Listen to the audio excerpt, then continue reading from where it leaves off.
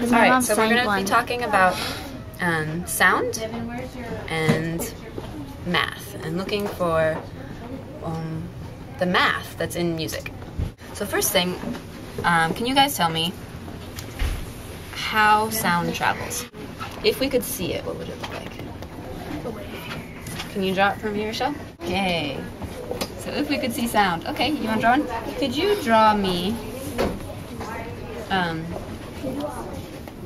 a lower frequency wave? That means it's moving slower. Bigger waves moving slower. So that one is bigger this way, but it's actually kind of the same this way. Like here's one, here's another one, here's another one. So let me show you a lower frequency wave would be more like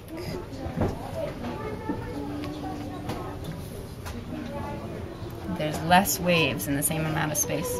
And a higher frequency one, there's a lot of them. So we have a high frequency, there's a lot of waves. Low frequency, there's just a few, and even lower. And now, if we were going to measure sound, we'd want a unit to measure it. If I were to measure this, Genesis, what unit could I use? Like inches. Inches? Okay, what else could I use? Shayla, if I were to measure this. When we measure frequency of sound, we use hertz. And just like when we abbreviate centimeters, how do we abbreviate centimeters? If we don't want to write the whole word. Yep, so when we abbreviate hertz, we do Hz. And a hertz is the number of waves of sound per second. So let's pretend that our hand was a sound wave.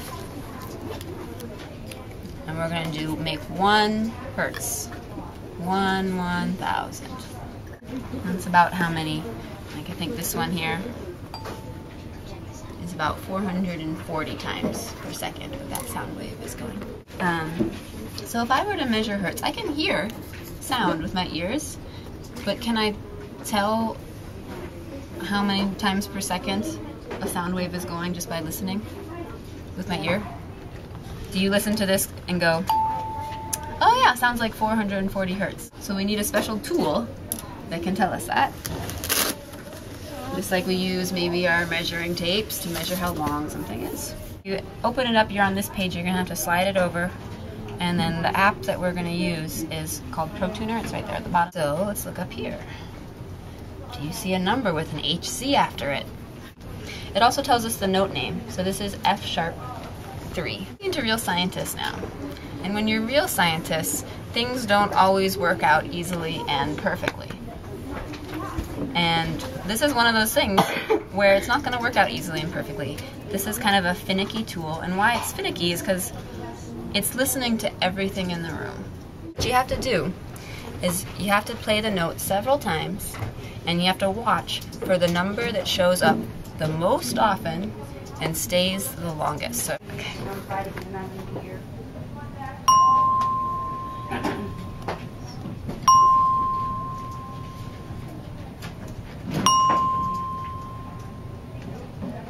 So next thing, Jasmine, do those look like they are the same thickness?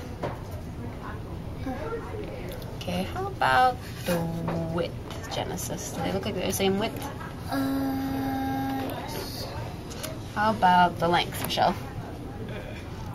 They have different lengths. Interesting. The longer. Let's listen to them.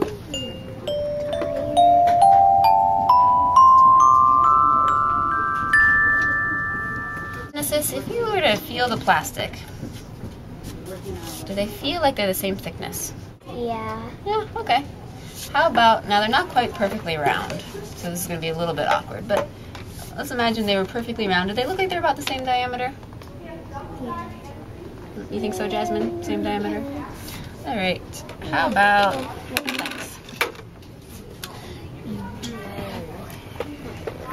Same length? No. Michelle looks highly suspicious over there. I don't think so. So let's listen. Same thickness, same diameter, different lengths. Okay. Well, let me show you the papers here. You guys were here when we did the measuring exercise? Yes. Do you remember how I had the different levels of questions and you guys challenged yourselves? So this is set up the same way. We have level 1 questions, level 2, and we have on the back level 3 questions, level 4 questions, and level 5 questions.